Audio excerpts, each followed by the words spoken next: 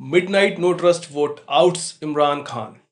Pakistan's Imran Khan blocks no confidence vote. Calls for elections. No election vote stalls in Pakistan. Court rules Pakistan's moves unconstitutional. Pakistani army says it has nothing to do with the politics.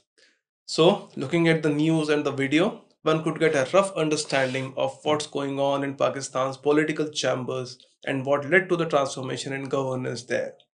The elections in Pakistan were held in 2018. The results a bit surprising, whereby Imran Khan's PTI was able to form a coalition government. But on 8th of March, a no confidence motion was demanded by Pakistan's opposition parties. So now let us understand what led to the call of no confidence.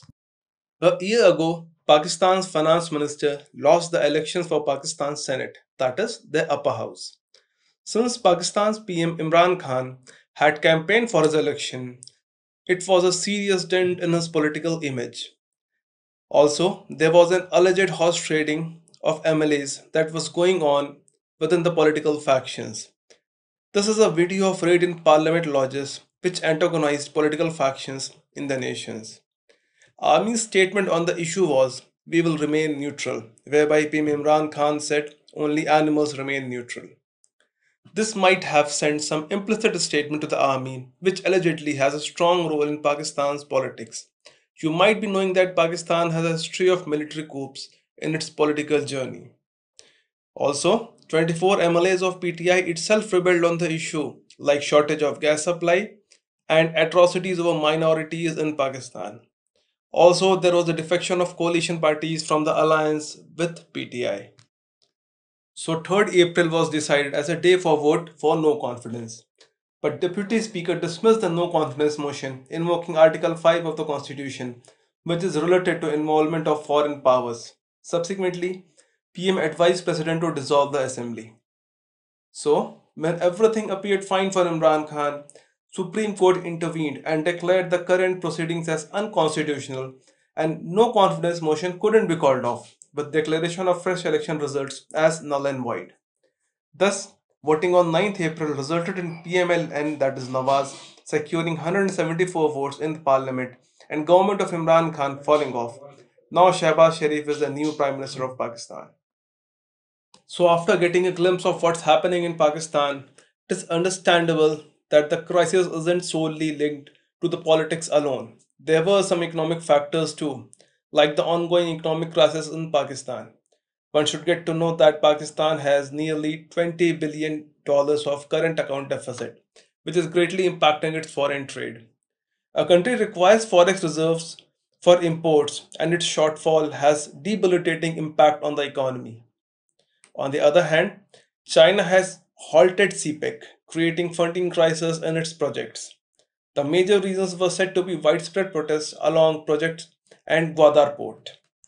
Pakistan is already under grey list, impacting its finances and inability to receive foreign funding, with COVID-19 pandemic already impacting the government coffers.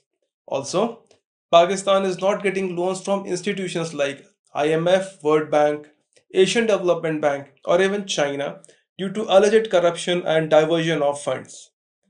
Other factors were also said to have played the role, like social tension over issues like Ahmadiyya community, atrocities over minorities, and tensions in Balochistan. Pakistan PM even alleged the role of USA due to its strengthening ties with Russia and its statements given during Russia-Ukraine crisis. So now understanding what impact would this have on India. An unstable neighbor is not preferable to any nation, as the instability has its spillover effects in different forms. So, here in case of Pakistan, we could be affected over bilateral ties, which is already under strain, terrorism infiltration in Jammu and Kashmir, and inflationary effect over our economy due to its soaring prices there.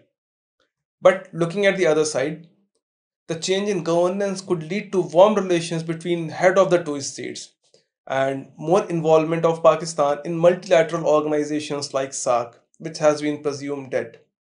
Economic benefits could be seen increasing if there is increase in bilateral trade and reduction of import duties by both nations. Imagine lemons, which are too costly in India these days. might see a sudden price drop. So, after you have understood the situation of what's going on in Pakistan, would Shehbaz Sharif be able to take Pakistan out of its political and economic misery? Or will army take over yet again? What could be India's steps regarding the current situation? The elections are due next year and only time would answer these questions. Do let us know in the comment section of what you think might happen next. Thank you.